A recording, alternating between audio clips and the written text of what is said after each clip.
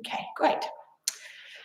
So, tonight I'm going to be giving a talk which is introducing our new theme. Our new theme is going to last for about 3 months, roughly something like that. And our new theme is about the heart of Buddhism. And it's the heart in the sense of the heart of the matter, so getting to the essence of something, getting to the heart of the matter. And it's also the heart in the sense of the emotional heart, the beating heart, what motivates us, what we can aspire to, what really gets our emotions going. So it's about the Bodhisattva ideal, which I have got a flip chart. Okay, so the Bodhisattva ideal. So I'm going to talk more, the whole of this talk is about the Bodhisattva ideal, so you'll find out more about that. And the paramitas are Sanskrit word for approaches to life that really help us towards becoming bodhisattvas ourselves, and also just increasing the general amount of bodhisattvaness in the world. And the whole of this series, this 3 months, is about these paramitas, which are ways of being in the world that will help us to become a bodhisattva. I am going to say what a bodhisattva is, but not quite yet. So I was thinking, what is the problem that all living beings face? So I don't know if it's the most, the biggest problem we all face is suffering. So suffering in all forms. And even actually, if we're lucky enough not to be suffering personally at some time, we experience dissatisfaction quite a lot of the time. We think there must be more to life than this. If you've just done Christmas, you might have experienced that. I don't know, you might not have. You might have had a great Christmas, but you might have thought there has to be more life than this, perhaps. And there's something about suffering, of course, that's very when we're suffering, we really don't want to suffer. Suffering is an inspiration to change. And the suffering that we see in other people and around us in the world can also be a very strong experience. So the suffering that I see in the world about me, and the suffering I imagine might happen in the future in the world, well, sometimes it can really overwhelm me, actually. It can really overwhelm me. It feels so much, so endless, the suffering. I think, well, what can I do? It all feels a bit hopeless. Like, what can I do? But hopefully this series will help us to respond to the suffering in ourselves, the suffering in other beings, and find ways that we can be of help in a world where there is so much suffering. Because the Buddha himself was very practical. He was a real pragmatist, actually. When he set out on the quest which led him to awakening, his aim was to understand why living beings suffer so much. Why is there so much suffering? He saw illness, he saw death, he saw old age, and he asked himself, what can be done about this suffering?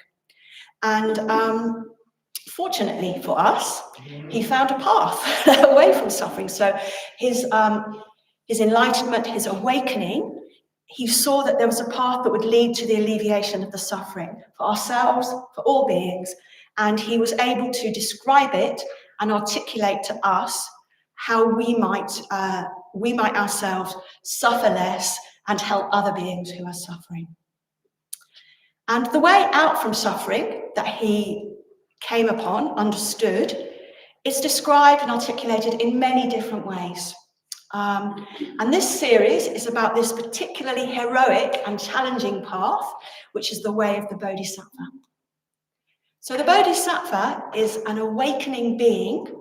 Sattva just means being, and Bodhi is waking up.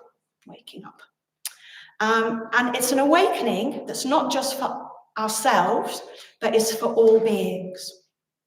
And there are bodhisattvas can be archetypal, like this amazing one above my head here, thousand-armed Avalokiteshvara.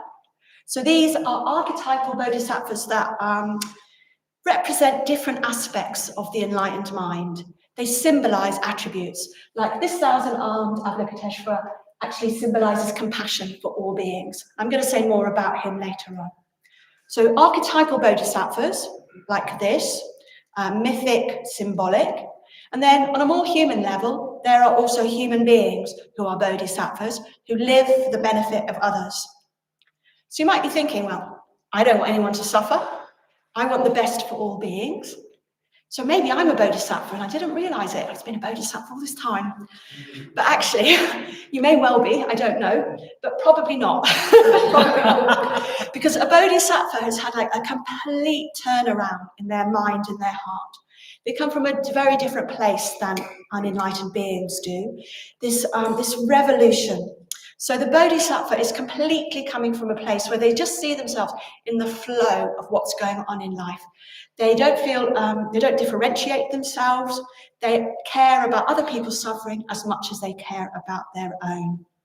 And the bodhisattva actually experiences great bliss and great pleasure. Although they are of benefit to living beings, for them it is play. They are like an elephant in a lotus pool, as a traditional image. So like an elephant splashing and playing in the lotus pools. So they're playing in their enlightenment, in their wish for all beings to be happy. So they bring light and joy to other beings. They light up the space that they are in. They are joyful bodhisattvas. And the bodhisattva ideal, I think, is one of the most sublime and beautiful ideas in humanity. It's also very challenging. It's very challenging. And as well as being sublime and very kind of mythic, it's very down to earth, very practical. And we're going to be exploring in this series some ways that we ourselves, before we're enlightened, can become kinder, happier, wiser people as we move towards enlightenment.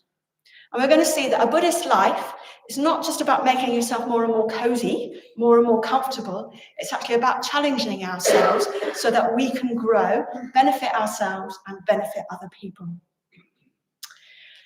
And probably, I'm presuming, I'm just going to talk as if we're not all bodhisattvas. It's a bit almost like if there was a bodhisattva here, they could come up, give the talk. I'm presuming there aren't any here. So probably, if we're not, the reason we're not bodhisattvas yet is because we're still motivated by our own cravings. We haven't had this great turning around in the depths. So the bodhisattva ideal is we're moving towards enlightenment, to awakening. We're training ourselves. We're putting ourselves into conditions where we can become enlightened, and that we're doing that for the benefit of all beings. So our aim is the enlightenment of all beings, not just ourselves. So, for instance, it's a little story. If there's, a party of people are in the jungle, maybe 15, 20 people or something like that. They're lost. Maybe their plane has crashed or something. They're lost in the jungle, and they need to get out. And there are some injured people, some older people, some children. So, would the strong people in that group go, "Great, I'm getting out of here, and I'm going to leave the others behind"? Hopefully not. Hopefully not. It's a very human thing that you would want to take everybody in your party with you. So you don't think I'm just going to escape on my own from suffering. You think I'm going to try and get everybody out of suffering. So how do we get out of the jungle of suffering? So the Buddha taught that suffering ultimately comes from our mental states, from our attitudes of our heart. So it comes from our craving. It comes from craving. We want things to be different than they are. We want things to make us feel good. And that can cause us to act in really harmful ways to ourselves and to the world. Environmental destruction comes from our greediness.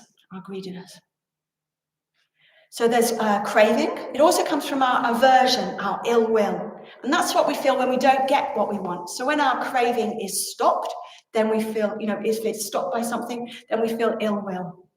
And of course, anger, hatred can cause, as we know, really awful, cruel suffering to many beings coming from hatred. And it comes from our ignorance in understanding the world suffering comes from. So what we're ignorant of is actually completely understandably, completely naturally, we think that we're the center of the universe. So my own well-being and my happiness is the most important thing. I might include a few people that I love in that. I might think, well, if I had children, I think they might be part of that, my family, my partner. I might think that those people are part of that as well. But basically, it's things to do with me are the center of the world. They're the most important thing. However, of course, I'm not the center of the universe. Sarah is just as much the centre of the universe, or Emma is just as much the centre of the universe.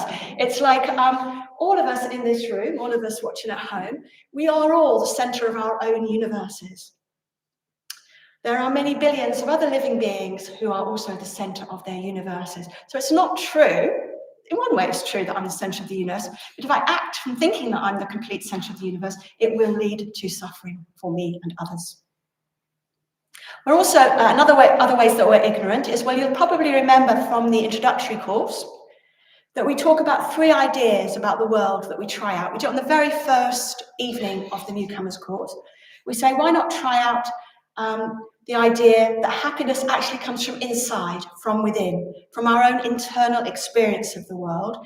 Happiness doesn't come from trying to get the external world perfect. It doesn't come from trying to get the world to suit us completely. We also saw that everything is impermanent, it's changing all the time. And in fact, if it wasn't changing, we couldn't change and we couldn't grow. And we see that not only is everything impermanent, but there is no thing to be impermanent because there is just flow. Everything is interconnected. There is no essence to anything because it will change over time. And it is made up of lots of different things that come together for a while, to form this microphone. In time, it will fall apart. It wasn't, these things were not, these bits of metal and plastic used to be something else. They were brought together into a microphone. After some time, it will no longer be a microphone. And that is true of everything.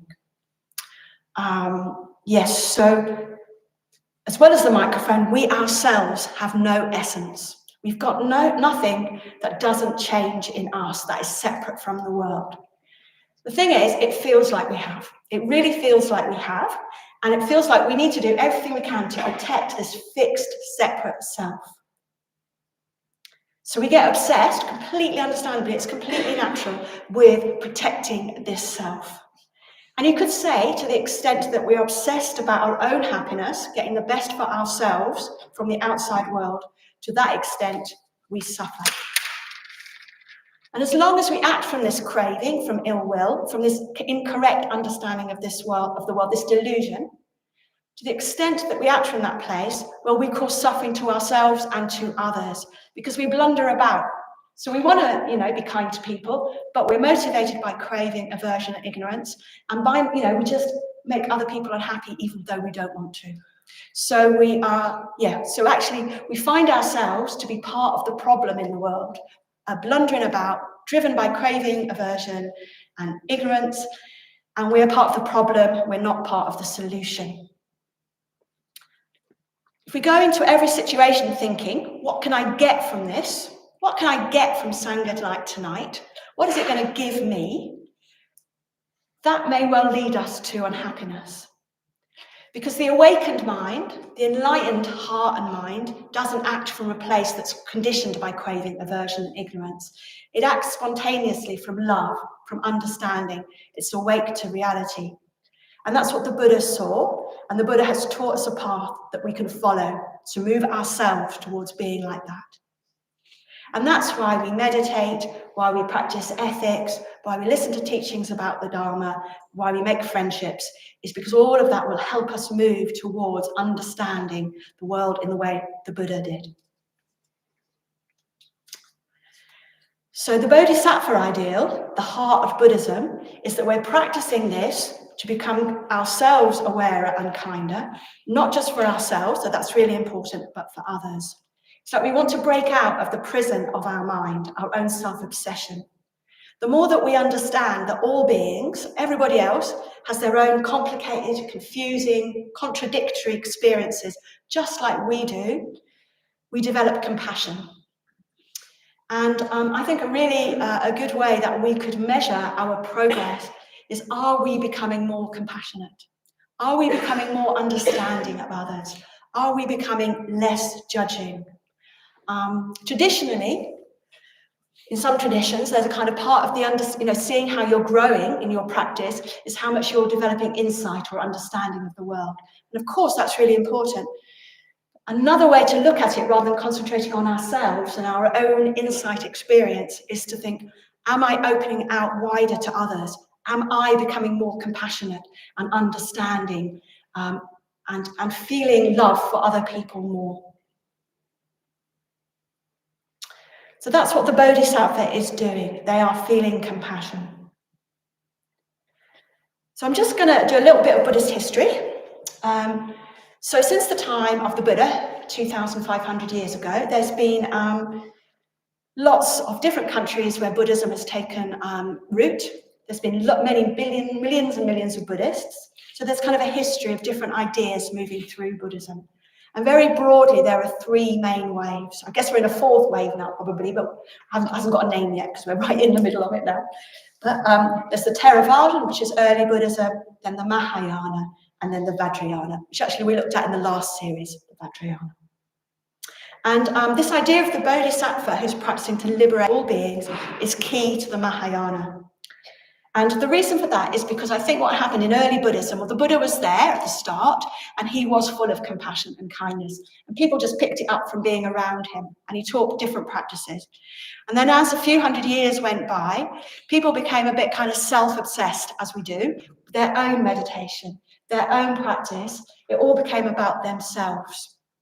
And so the Mahayana, as it came along, just blew that all open. It's like, we're not practicing just for ourselves, we're practicing for all beings.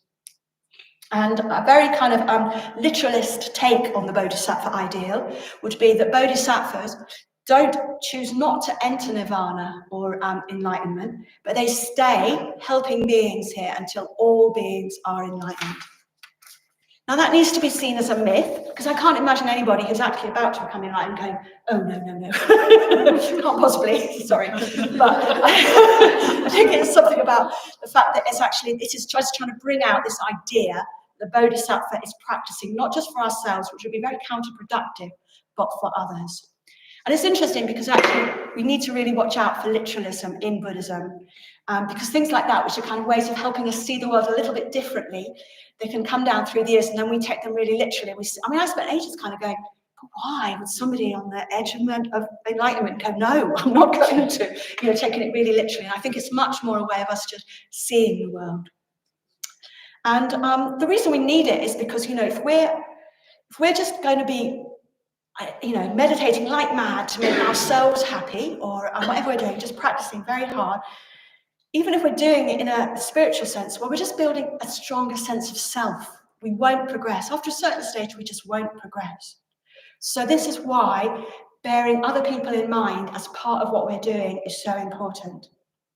And in this theme, we're going to be looking at one approach to this from a book called the Bodhicharya Avatara. Bodhicharya Avatar. I don't know if you see that at the back. And don't worry if you can't. So Bodhicharya basically means the path to becoming a Bodhisattva. It's a guide, the way to becoming a Bodhisattva. And it was written by somebody called Shantideva, who was an 8th century poet, monk, a bit of a maverick, a bit of a wild person. And he wrote this book, which is really important in our movement, actually. Somewhere I've got a copy of it.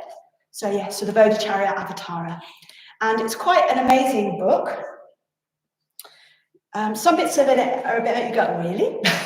And some bits of it are great. So, worth picking up and having a look at. But again, don't maybe take it all too literally, I would say.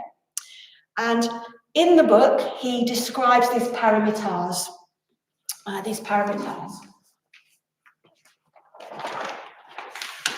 So, the paramitar can either mean perfection, or perhaps more helpfully, it means something about going beyond.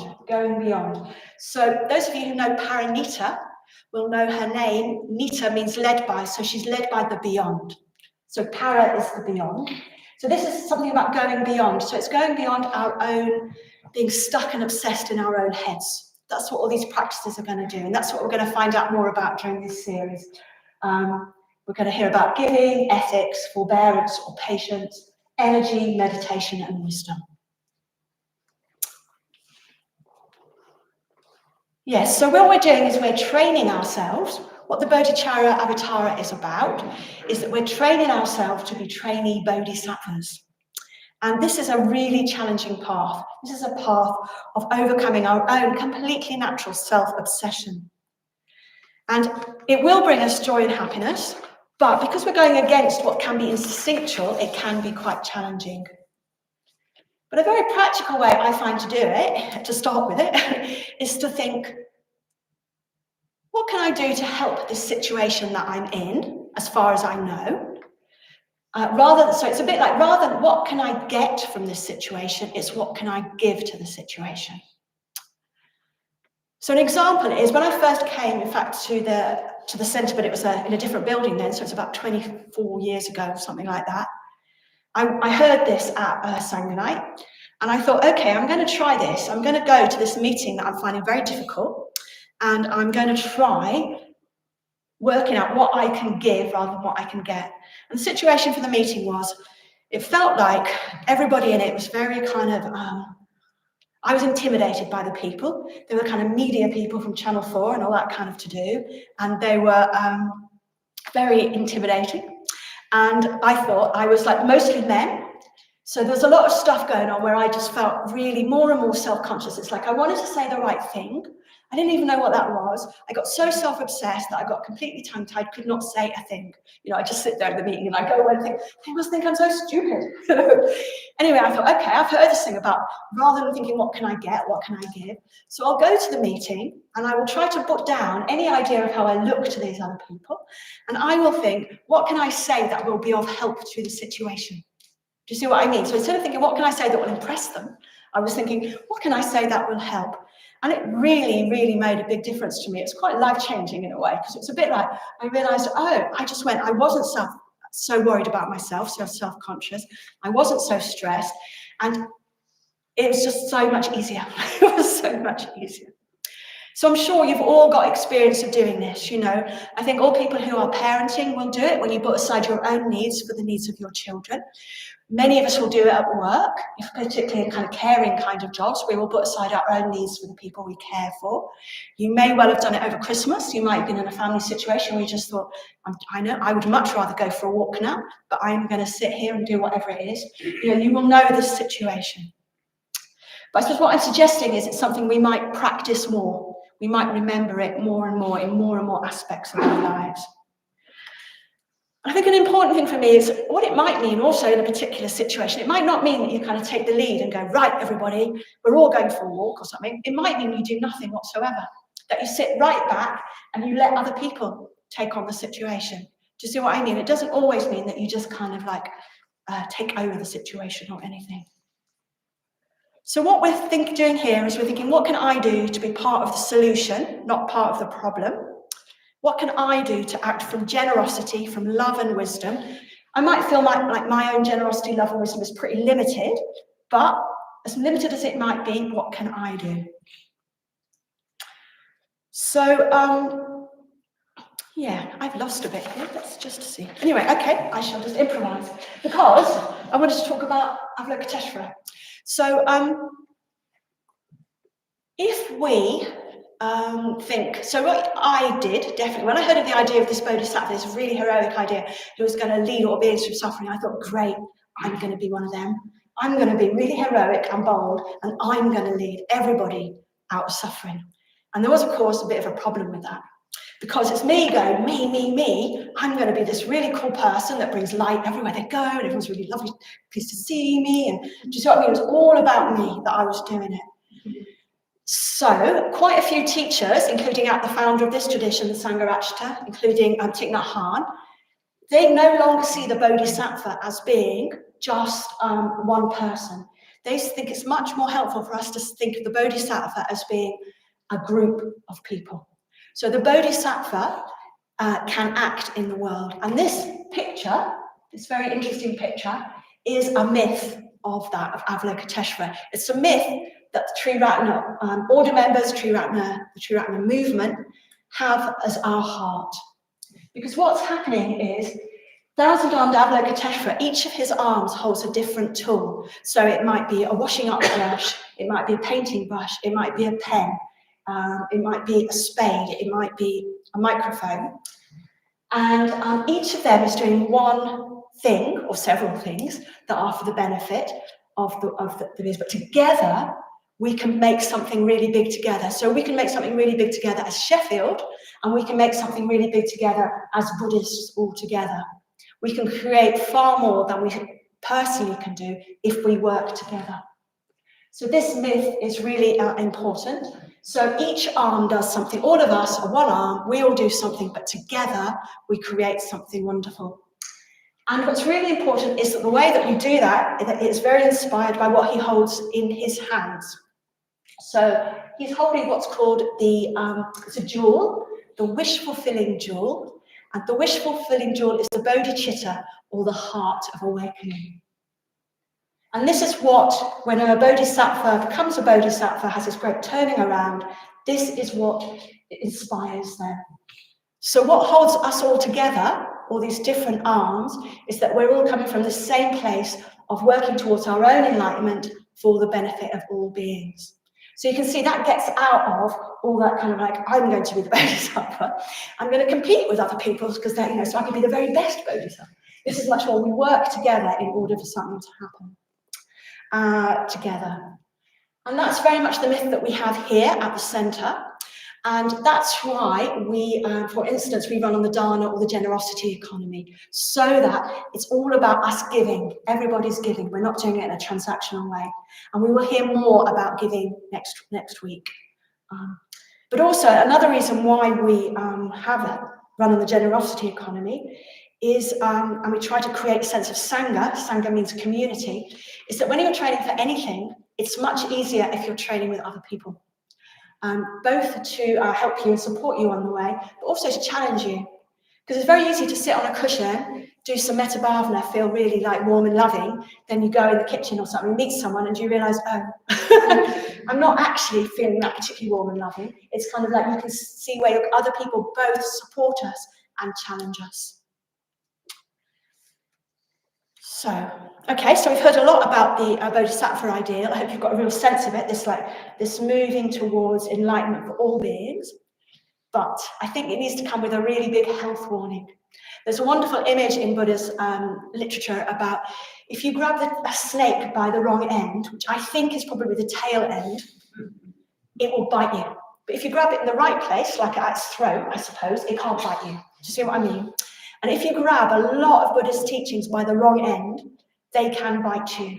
And the Bodhisattva ideal is one that can definitely do that, particularly if you're quite I was talking about myself, this kind of like, right, I'm going to be the Bodhisattva. Because actually, if in grabbing the Bodhisattva ideal wrongly, we stop taking care of ourselves, we become useless. If that person in the jungle, the strong person in the jungle is trying to get everybody out, if they work so hard and don't sleep that they collapse, or if they injure themselves, well, they just become part of that problem, don't they? They are now going to have to be rescued as well. So it's really, really important that when we have this kind of energy towards helping others, but that we are part of all beings and we look after ourselves as well. And I think that, it's kind of like an edge or a tension in a way. It's like, how can I work to overcome this very natural wish to protect myself at all times? How can I go beyond that, go out to all people and look after myself? I think it's something that I'm always working with it myself. I certainly haven't got it sorted out in any particular way, but it's just like, it's like a tension. It's probably quite a creative and helpful tension, but there's something about continually working with that tension and looking after yourself as well. Okay, so traditionally, bodhisattvas make great vows.